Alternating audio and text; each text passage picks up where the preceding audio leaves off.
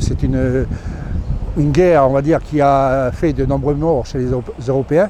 Pas tout à fait 200 morts, 185 morts à peu près, des femmes, des enfants, des bébés. Et puis aussi de nombreux morts chez les Kanaks. 1000 morts, c'est un chiffre estimé. Et puis surtout aussi de nombreuses déportations. Là aussi, plus d'un millier de personnes déportées. Les tribus ont été rasées, les cases brûlées, les plantations détruites. Beaucoup de gens ont été tués. Et le reste déporté à l'île des Pins, à Bélep, et emmené comme otage ou réfugié sur la côte Est.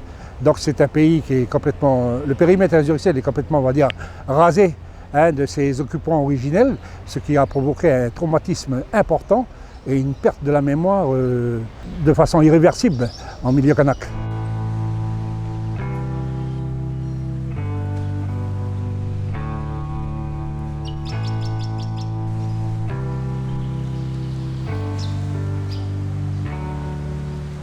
Cette histoire s'est écrite au seul bénéfice du vainqueur.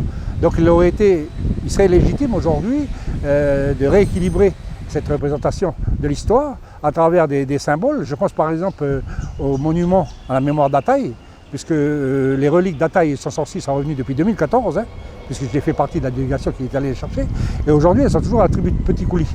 Donc il serait bien voilà, qu'il y ait des représentations, justement, et puis même peut-être un mémoire ou un mausolée à la mémoire de ces clans spoliés, de ces clans disparus, voilà, pour la mémoire, un peu comme on l'a fait, toute proportion gardée, lors de la Seconde Guerre mondiale, par exemple à Ouadour, sur Glane, voilà, pour ces familles disparues, tuées par les SS, eh bien, un monument, un mausolée à la mémoire de ces clans, et voilà, ça c'est possible.